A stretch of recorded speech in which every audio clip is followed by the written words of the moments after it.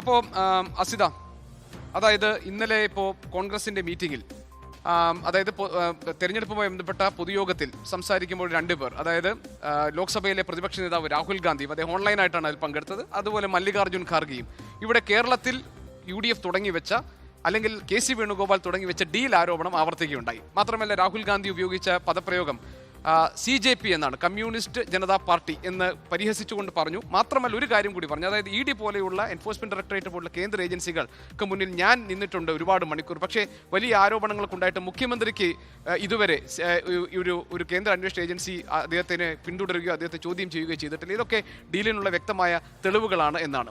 അതിൽ നിന്ന് മുഖ്യമന്ത്രി നൽകിയ മറുപടിയുടെ വെളിച്ചത്തിൽ എങ്ങനെയാണ് ഈ ഡീൽ ആരോപണത്തെ പ്രതിരോധിക്കാൻ CPM നടത്തുന്ന ശ്രമങ്ങൾ? അത് ഫലം കാണുന്നുണ്ടോ അതോ വിഫലമാവുകയാണോ? ഗോപി, എനിക്കിതിൽ ഒറ്റ കാര്യം ചോദിക്കാനുള്ളത്, പിണറായി വിജയനെ ജയിലിൽ അടയ്ക്കാത്തത് ആരുടെ ഗുഡ് ബുക്കിൽ കയറാൻ വേണ്ടിയാണ് എന്നുള്ളതാണ് രാഹുൽ ഗാന്ധി ഇപ്പോൾ പറയുന്നത്. അതായത് ഇവിടെ പിണറായി വിജയൻ രാഹുൽ ഗാന്ധി വിമർശിക്കുന്നത് അമിത്ഷായുടെയും മോദിയുടെയും ഗുഡ് ബുക്കിൽ കയറാൻ വേണ്ടിയാണെന്നാണല്ലോ VD സതീശന്റെ വാദം. അങ്ങനെയാണെങ്കിൽ പിണറായി വിജയനെ എന്തുകൊണ്ട് ജയിലിൽ അടയ്ക്കുന്നില്ല എന്ന് രാഹുൽ ഗാന്ധി ചോദിക്കുന്നത് ആരുടെ ഗുഡ് ബുക്കിൽ കയറാനാണ്? നമുക്കറിയാവുന്നതുപോലെ തന്നെ കേരളത്തിന്റെ പുറത്ത് ഉള്ള ഒരു അലയൻസ് ആണല്ലോ ഇന്ത്യ അലയൻസ്. അതിനെ ലീഡ് ചെയ്യുന്ന വ്യക്തിയാണ് രാഹുൽ ഗാന്ധി. അപ്പോൾ രാഹുൽ ഗാന്ധി പറയുന്ന ഓരോ കാര്യങ്ങളും സ്വാഭാവികമായും നാഷണൽ തലത്തിലെ തലക്കെട്ടാണ്. അവിടെയാണ് രാഹുൽ ഗാന്ധി നിരന്തരമായി പിണറായി വിജയനെതിരെ ഈ നിലയിൽ, പിണറായി വിജയൻ എന്ന് പറയുന്നത് ആരാണ്? ഇന്ത്യ അലയൻസിൽ CPM എന്ന് പറയുന്ന ഒരു രാഷ്ട്രീയ കക്ഷി ഇന്ത്യയിൽ തന്നെ ഭരിക്കുന്ന ഏക സംസ്ഥാനത്തെ മുഖ്യമന്ത്രിയാണ്. അങ്ങനെ ഒരാൾക്കെതിരെ എന്തുകൊണ്ട് ED നടപടിയെടുക്കുന്നില്ല, ED ജയിലിൽ അടയ്ക്കുന്നില്ല എന്ന് രാഹുൽ ഗാന്ധി നിരന്തരമായി ചോദിക്കുന്നു. ഇതേ രാഹുൽ ഗാന്ധിയും സോണിയാഗാന്ധിയും ഉൾപ്പെടുന്ന നാഷണൽ ഹെറാൾഡ് എന്ന് പറഞ്ഞൊരു കേസ് ഉണ്ടായിരുന്നല്ലോ, EDയുടെ അന്വേഷണ പരിധിയിൽ വരുന്ന വിഷയമാണല്ലോ. എന്താണ് ആ വിഷയത്തിൽ CPIM ദേശീയ തലത്തിൽ തന്നെ സ്വീകരിച്ചിരിക്കുന്ന നിലപാട്? കേരളത്തിലേക്ക് വരുമ്പോൾ മാത്രം എങ്ങനെയാണ് കോൺഗ്രസിന് ED മോശവും ED നല്ലതും ദേശീയ തലത്തിലേക്ക് പോകുമ്പോൾ ED മോശവുമാകുന്നത്? ആ നില ശരിയല്ലല്ലോ. അപ്പോൾ EDയുമായി ബന്ധപ്പെട്ടൊരു നിലപാടുണ്ടെങ്കിൽ അത് ദേശീയ തലത്തിൽ എന്നത് മാത്രമല്ല എല്ലായിടത്തും ഒരേ നിലപാടാകണം. ഇവിടെ അത് ഉണ്ടാകുന്നില്ല എന്നിടത്താണ് പ്രശ്നം. അപ്പോൾ സ്വാഭാവികമായും പിണറായി വിജയനെ ജയിലിൽ അടയ്ക്കുന്നില്ല എന്ന് രാഹുൽ ഗാന്ധി പറയുന്നത് ആരുടെ ഗുഡ് ബുക്കിൽ കയറാനാണ് എന്നതിന് കൂടി പ്രതിപക്ഷം മറുപടി പറയണം. ഇനി ഡീൽ ആരോപണവുമായി ബന്ധപ്പെട്ട് മുഖ്യമന്ത്രി ഇന്ന് നേരിട്ടുള്ള ആരോപണത്തിലേക്ക് പോയിരിക്കുകയാണല്ലോ. അപ്പോൾ ഇത് കേരളത്തിൽ മാത്രമാണോ? ഞാൻ ചില കണക്കുകൾ പറയട്ടെ. കഴിഞ്ഞ 5 വർഷത്തിനിടെ കോൺഗ്രസ് BJPക്ക് സംഭാവന ചെയ്തിരിക്കുന്നത് 112 MPമാരെയാണ്, 80 MLAമാരെ, 126 മുൻ MLAമാരെ, 12 മുൻ മന്ത്രിമാരെ.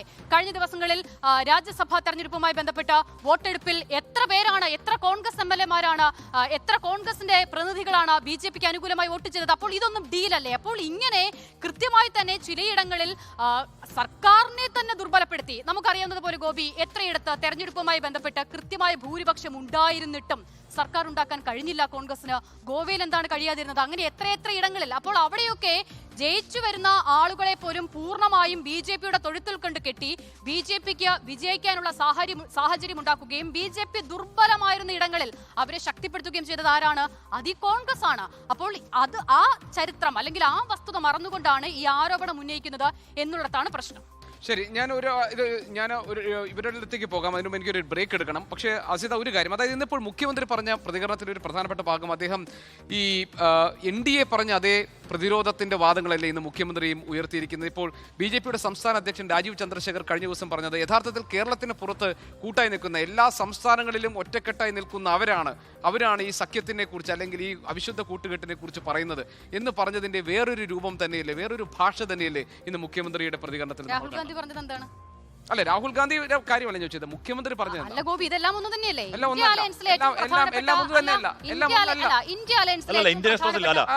പത്രത്തിലൊരു ഇന്റർവ്യൂവിൽ പിണറായി വിജയൻ പറഞ്ഞത് രാഹുൽ ഗാന്ധി B ടീമാണെന്നാണ്. ആ യുക്തി വെച്ച് നോക്കുകയാണെങ്കിൽ ഇന്ത്യ അലയൻസിലെ PBയിലെ ഏറ്റവും മുതിർന്ന അംഗം പിണറായി വിജയനാണ്. രാഹുൽ ഗാന്ധിക്കെതിരെ പറയാൻ പാടുണ്ടോ?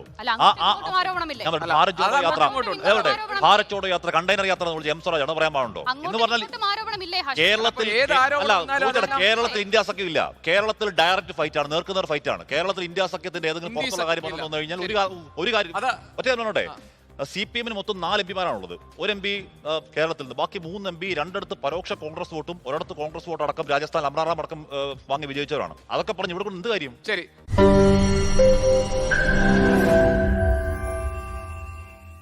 ലോകത്തെവിടെയായാലും ഏത് സമയത്തും 24 വാർത്തകളും ഓഗ്മെന്റഡ് റിയാലിറ്റി പാക്കേജുകളും എക്സ്പ്ലെയിനറുകളും വിശദമായി കാണാൻ ഞങ്ങളുടെ YouTube ചാനൽ നിങ്ങൾക്ക് സബ്സ്ക്രൈബ് ചെയ്യാം.